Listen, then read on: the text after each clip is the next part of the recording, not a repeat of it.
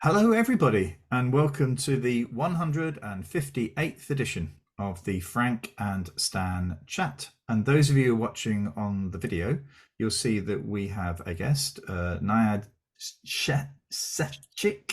Cehic. Yeah, So it's a I tricky knew I one. was going to struggle with it. And I actually said to Nihad beforehand, I said, it's really embarrassing when we have a guest and I can't quite get the name right, but it was building up in me. I could feel the tension as it was coming, so It's I my found fault. I distracted you with my shirt. yeah. I love guests like this that actually apologize Frank, for the errors that I make. I once did an entire assembly where I'd forgotten the guest's name in front of 200 children, trying as your brain's going, what can It's all right. I don't judge you. It's not like you used to do a job where you had to remember lots of names or anything. Yeah. I used to I went through it all saying, and our very prodigious guest just couldn't remember his name. Oh dear. I mean, some of these chats we have, well, all of the chats are a little prep chat beforehand, but actually, this is going to be a bit of an interesting chat. I just feel it coming now. Anyway, Nayad, who are you? What do you do? Why are you here? Why are you a Newcastle United supporter? Oh, that's a good question. So let's break all that down. So I'm a recovering teacher, and the founder of Vibble, which is a product which I founded back in 2019 with my wife, who is still a teacher in a primary school setting. And we were on a mission to reduce teacher workload. So we both felt that the workload within the teaching profession is just unsustainable. It's incredibly difficult to manage, particularly once you have a family. And we wanted to reduce that somehow. And we developed a tool to reduce teacher workload from marking called Vibble. And using it, teachers can snap student work, record verbal feedback, and then securely send it to their students. And obviously you can speak 7 times faster than you can write. So it's a much quicker process for giving feedback. But new research has shown that verbal feedback is also more effective. So that the EEF has done has a teaching and learning toolkit, and they show that on average verbal feedback adds an additional 2 months of learning in comparison to written marking. So it's a faster way of giving feedback. It's a better way, I would hope, for most people. And we've had loads of traction since we launched. Yeah, so we launched in February, and we now in 75 schools in 18 countries around the world, and we've got a really good pipeline of schools and colleges and universities and businesses who are interested to kind of keep working with us. How did you get to the reach then of these? I mean, I would have thought it would have been local schools, probably your wife's school and 1 or 2 other schools that they could lean on. So how did you get that reach? Yeah, so I think it's twofold. So firstly, what we're trying to solve is a hair on fire problem for head teachers and for teachers. Teacher workload is one of the biggest issues for them. So that's the first thing. So the value proposition was attractive for head teachers and for teachers. And then the second thing is we got early investment and support from evidence-based education, who are quite well known and respected around the world. So every time we've put stuff out there, they've amplified it and just retweeted it. So most of the interest that we've had has just been off a few tweets. I mean, you're welcome to look through our social media channels, so you can see our marketing is pretty rubbish. It's mainly been just the odd thing here and there that's brought a lot of people into us. The other thing is, when we first launched, we also launched as a freemium product. So we had the product available for free. So a lot of people were interested in trying it out for that reason as well, as a go-to-market strategy. We have actually changed the way we're doing things. So when we first launched, we had like a very limited version of the product that was free. We found that it was problematic with what we were trying to achieve. So they probably want to hit people with the whole thing, don't you? You want to be able to sort of sell or promote the full package, so you can see exactly where it's going to bite. Yeah, so we were kind of like, our mission is to enable better, faster, more collaborative feedback, and that better feedback area is really important. And we just had a hard look at ourselves, and we're thinking, if we're like, one of the examples here is on our limited version, students couldn't respond to feedback, but we know from research and evidence that improves the quality of feedback. And we had that as a premium option, but just the whole idea of like having a more rubbish version that then you upsell to that better version. I don't know, it just didn't feel quite right with what we were trying to do. So and also with the product, we set up classes and schools, and that tends to work much better when the senior leader is on board. Yeah. So we've had more success, I would say, in terms of getting that buy-in at the top and then rolling it out across schools or colleges that way. So is that primary and secondary? So we've had interest from both primary and secondary. The majority of the interest comes from secondary for a number of reasons, I would say. But there's no reason to say that we couldn't use Vibble with primary schools as well. I suspect it would be not very useful for Key Stage 1, but for Key Stage 2, certainly upper Key Stage 2, it would be quite useful. And when you look at the research and evidence around teacher marking, primary teachers have it the worst because they have to mark every day because the students are seeing the same books every day. I used to teach secondary English, so I could teach a class and not see them again for a whole week. So I could delay that feedback process by a week or 2 weeks. But for a primary teacher, they're constantly on that treadmill all the time. So I think Vibble has the potential to alleviate that workload for primary teachers significantly. But most of the interest has come from secondaries, mainly because secondaries have more resources in terms of technology.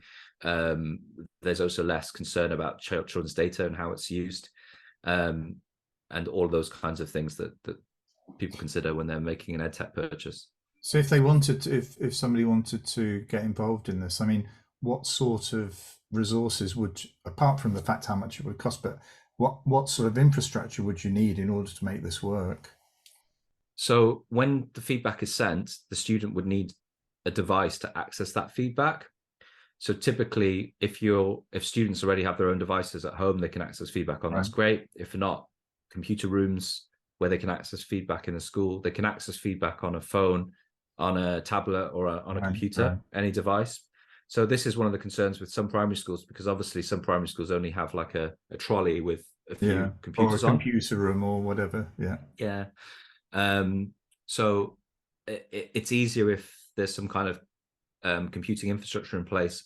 And because of lockdown, I think a lot more schools have more of that infrastructure in place, because there were a lot of donations for disadvantaged schools and disadvantaged students of computer devices that were sent out, and laptops during the pandemic. But it's not 100%.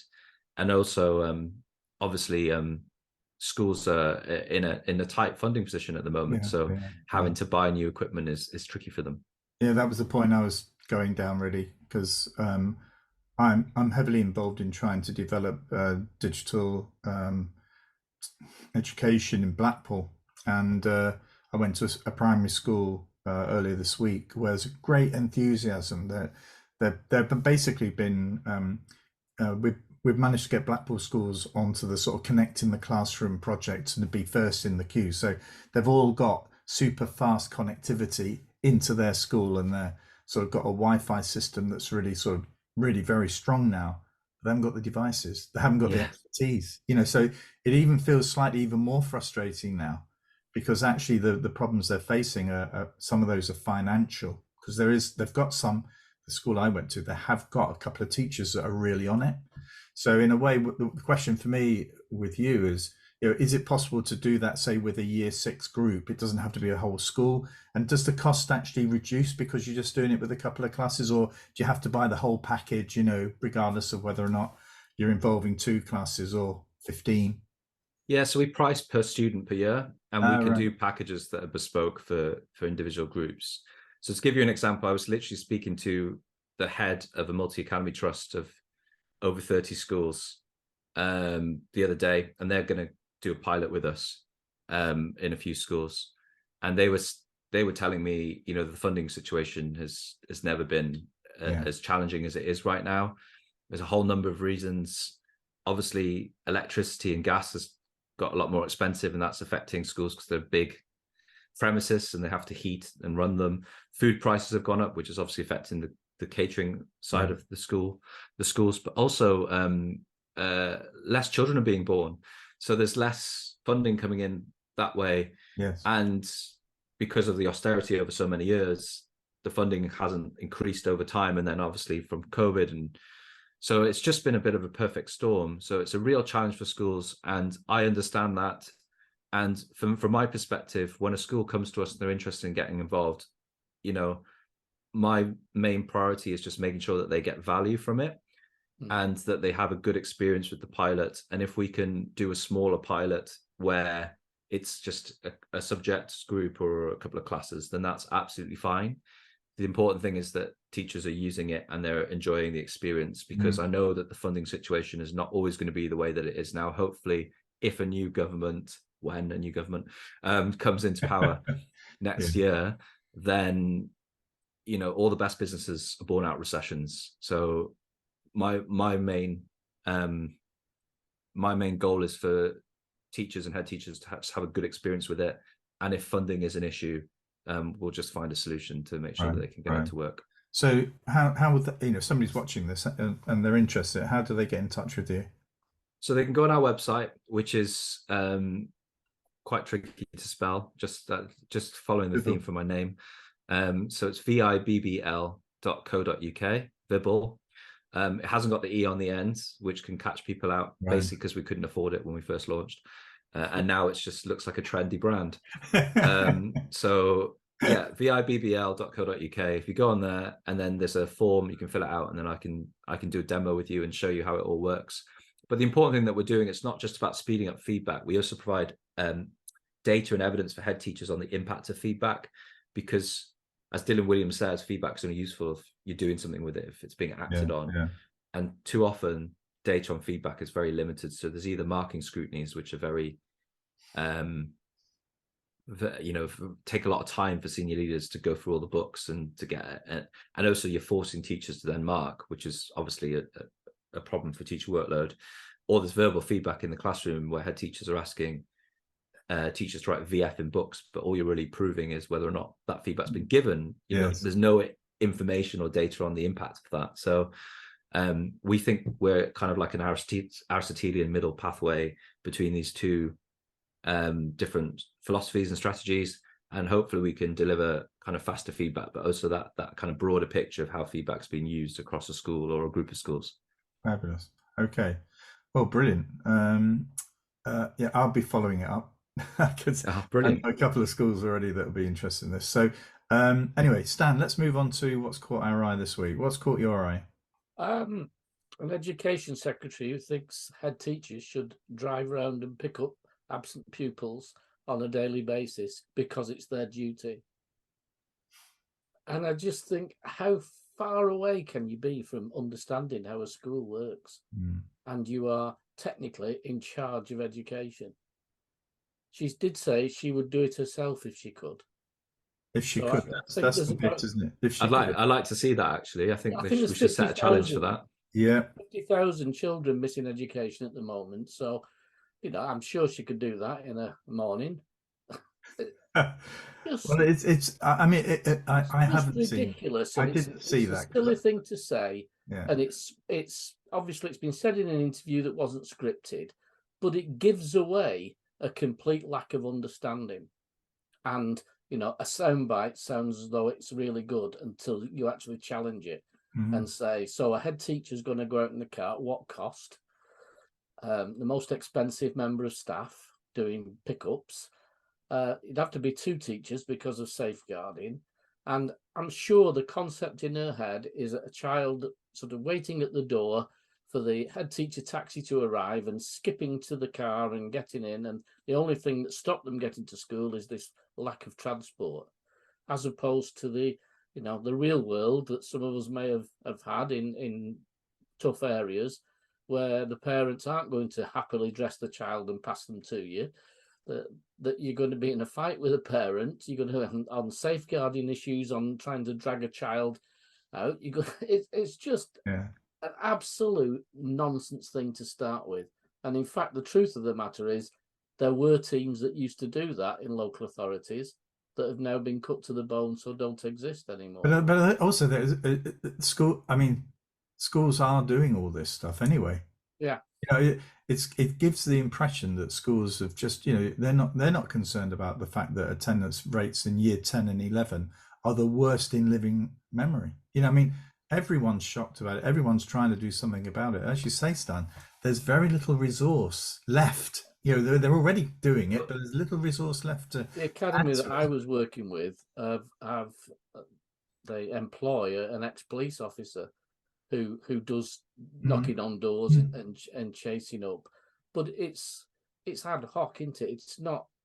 We want all schools having access to a system that will do that. And the other thing that really annoyed me was, you know, we have a duty to do this. No, actually, the only person who has a duty to get a child to school on time is the parent. Yeah. Nobody else. Yeah.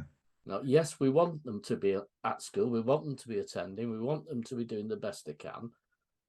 But let's just have a look at reality rather than just make something up for a point on a TV interview. I've said this many times on this show that actually a lot of year 10s and 11s have just said, yeah, some of the lower retaining kids who are disenchanted with their school experience said, what's the point? I wasn't going to do very well anyway. We've been hit by the pandemic. I don't really like it. You know, there's nothing there for me. I mean, they don't offer me the subjects that I want to do. Yeah, and Gillian Keegan knocking on the door to try and get a kid like that into school. Actually, perhaps that experience in school is the worst experience that child could face. Yeah. No, I think we should make that happen. I think we should get some momentum going so that Gillian Keegan can spend a day going around schools, trying to get kids that I could see that as a skit. I could see that on a sort of. Can you not see it show. Like Rishi Sunak with all those policemen running alongside as well?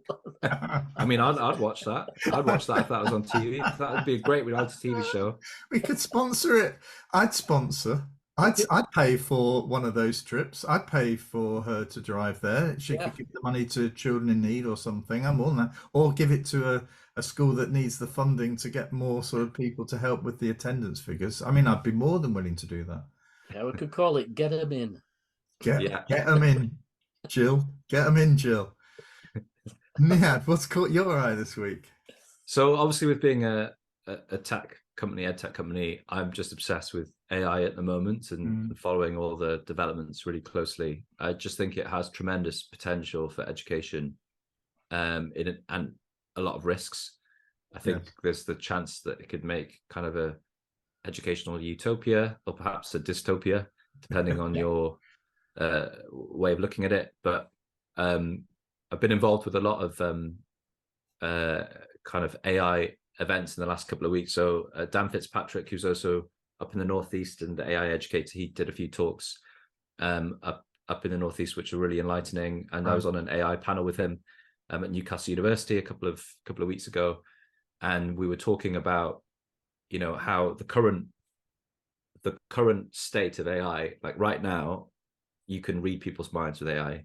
So they've genuinely got machines which can be linked to an MRI scanner, and they have participants that think of a teddy bear, and the machine reads the brain waves and it creates an image that looks like what the person is thinking of.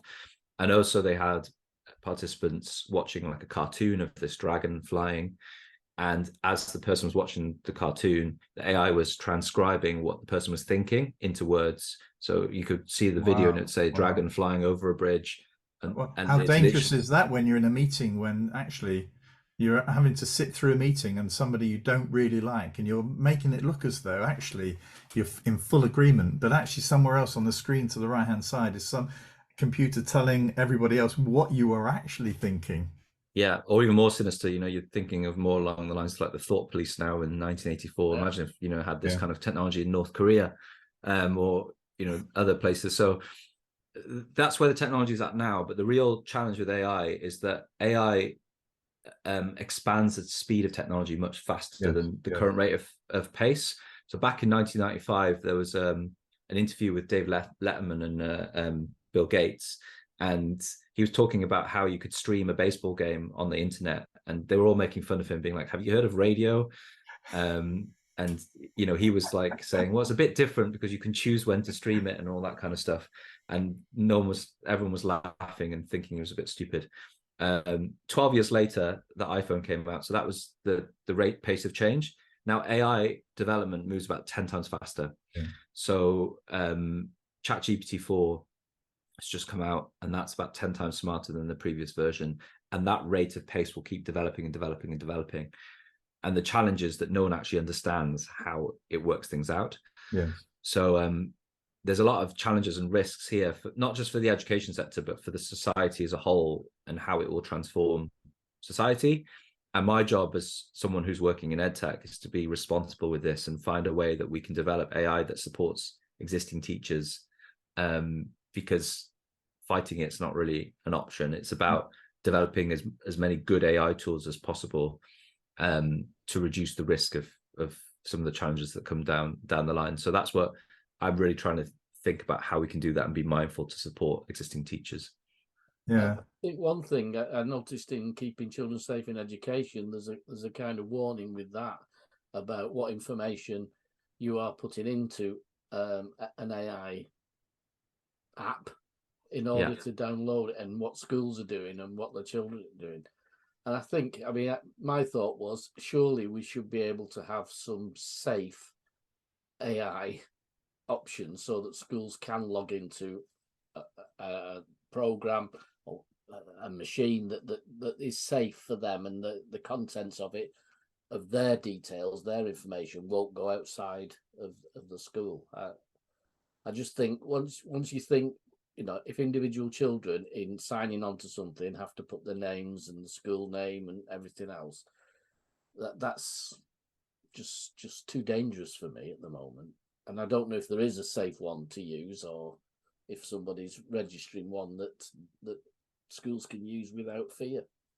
Yeah, I think that side of it should be fairly safe, like the personal data, because there's lots of stringent protections around data through GDPR. And also there's the children's code as well, which companies have to adhere to if they're using data in the kind of way that you would do for AI, which is a little bit more detailed. So I would feel reassured about that. The real challenge, I would say, for AI is that there's challenges in terms of bias. So all the answers that come from AI are built on large data sets. And obviously most of those data sets are built within our existing world, which is very biased and predisposed towards certain things. And when it presents something, it's presented as like a fact. This is what it is. So there's always the risk that it can just be wrong about things, but people are following what it's saying. There's risks. I feel as though when I was at school many years ago and teaching, media studies and things like that were not, well, in some cases were valued, but actually over the years that sort of thinking or that sort of study has been sort of derided, you know. But actually for me, you know, things like English literature, English generally, history, media studies, these are critically important sort of areas to ensure that students are given some indication as to how are you going to identify that bias, how are you going to identify these wrong statements, how are you going to identify how the system is actually sort of leaning against you, and what do you do to actually repel it and to actually correct it. I think you're absolutely right. I think those are going to be, I mean, they already are critical skills to have, right? The ability to analyze and understand nuance and where there's differences in validity potentially from different places and sources. That's probably going to become more important. And I think knowledge is going to be less of a commodity. You know, we've already seen this since Google. It's not as important to know stuff anymore because you can just find stuff out really quickly on Google.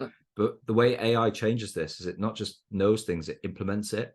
So, you know, in the past, if you wanted to like say I've got something wrong with me, I might Google it and think, oh my God, I've got cancer, I'm going to die or something, because I've got like a slight cut on my skin, because obviously Google always shows you like the worst possible outcomes for anything that you have. And then you go to a doctor and they're like, oh, you're fine. And that's the current process. Except my doctor goes on to Google. Yeah, of course. Yeah. Which is really frightening. Yeah, but they do that too. But the thing with AI is AI could realistically do those kinds of jobs. So, you know, there's a 10% failure rate with prescriptions with GPs. You know, AI is always going to be way more knowledgeable than human beings. It's like the first time a machine beat Kasparov at chess back in the 90s. That was within a set data set. Now AI has the capability to have that same data set, but for like medical knowledge or law or accountancy. So a lot of these jobs are now going to be transformed and changed, and that will create a lot of questions about the telos or the purpose of education. Why are we educating kids? Is it to get an examination, or is it actually to build their social fiber, their morality, their ability to critically think? And in that sense, it could actually become a bit of a utopia where a lot of the legwork of knowledge acquisition's more AI driven, and actually teachers are doing more kind of project-based learning or developmental activities to develop the soul and the human, which is something that AI can't compete with. I mean, I had to sit through Nick Gibb at the select committee yesterday. I mean, what you're saying is completely the opposite tack of what Nick Gibb believes. I mean, his understanding is that you have to have the knowledge in order to be able to be sort of critical. So you have to have that sort of basis in order to actually sort of see through, or to gather the nuance. To actually get an understanding of it. And in some respects, I get that, but actually, I think you're much more aligning yourself to where I feel, and a lot of people feel it's going. But it's as if the system at the moment doesn't allow you to sort of push on down that road. We're still stuck in sort of quite a sort of Victorian type of sort of position, and I think there's a real risk here that the children are going to be disadvantaged, because if other countries are taking this agenda in the way you've described it forward, they will get a march on us, and it will be very, very challenging for us to catch that up. We need to be at the forefront of this, not behind everybody else, which is where I feel we are at the moment. Yeah, no, it's a real challenge, isn't it? There's always this debate about what's education about. Is it skills or learning, or qualifications? And the reality is the current system's already not that fit for purpose. Most employers don't really care about whether or not a kid has got GCSE C in English and maths. What they care about is, can that person do the job? Yeah. And there's been more degradation of that whole university hierarchy over time by everyone, including government, who've been trying to push people away from university into apprenticeships and so on and so forth. So there's going to be a big shakeup, I expect, in the next kind of 5 to 10 years. You see a kind of pre-run of this, can't you, with Twitter? If you look at Twitter, you've almost now got diverging groups completely that claim to understand, think, and react very differently. Often some with great anger to everything, others with no anger. But it's a definite split. And I know since Twitter has had a new owner, I'm seeing far more of the angry people than I was beforehand. You need to stop following me then, Stan. It puzzles me when people get really angry about things that have no impact on their lives whatsoever. And yet, they've knocked a statue down in Bristol. That's blah, blah. Did you know that statue was there? No. Have you ever heard of that statue? No. So it's actually been put up again. Oh, has it? No, it hasn't. But it wouldn't affect you either way. So why are you angry about that? Yeah. I mean, I was thinking of Hugh Edwards then when you were talking like that as well. Yeah. What's been said and what's been reported on that, and the anger that some people feel about it, and the sympathy that some people feel about it. I mean, this is a very sort of I don't know if people have been made to feel angry about it as well. They've been driven to the anger.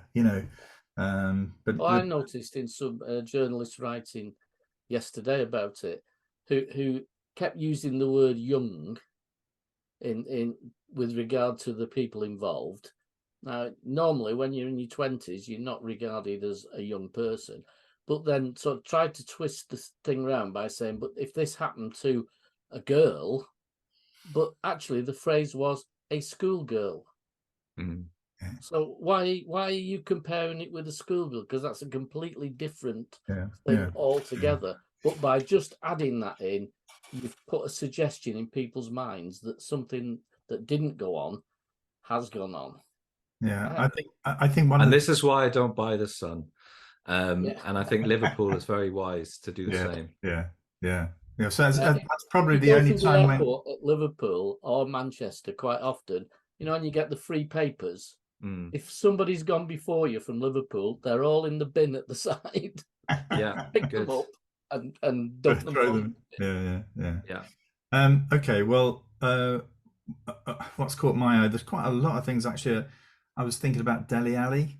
Thought that was Okay. quite Yeah. interesting. A very interesting story, that one. Yeah, actually, I was going to talk about the pace element, but I'm looking at your face there. I'm thinking I'm going to talk about Dele Alli. I think for me, I just had no idea how complex his upbringing was. Yeah. And actually, it supports the sort of point you were making, Stan. The sort of pressure that he has been under, and anybody that's followed his career will see this sort of dramatic rise, sort of, an amazingly talented and skillful player.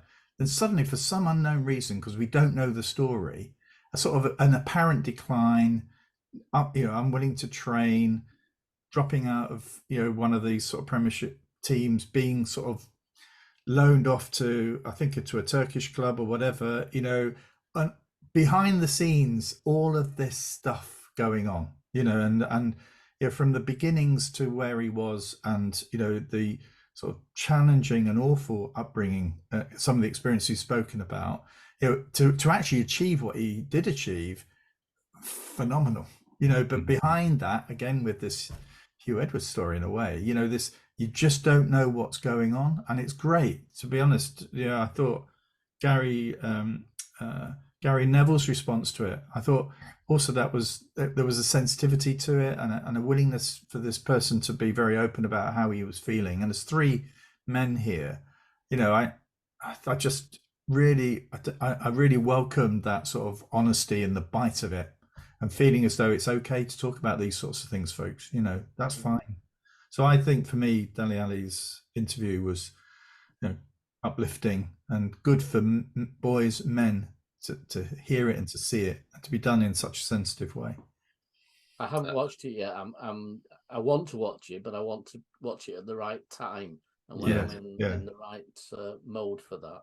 I think Gary Neville's response was very honest and open, and it's worth watching. If anyone hasn't watched it, just search for it, because there's no pleasure in watching it. It's a really sad story, but actually there is hope, because he has shared it in the way he has, that it may help others. There's a Newcastle. We were talking about Newcastle, weren't we, before? We were, yeah. Big season coming up. Have your shirt's arriving shortly?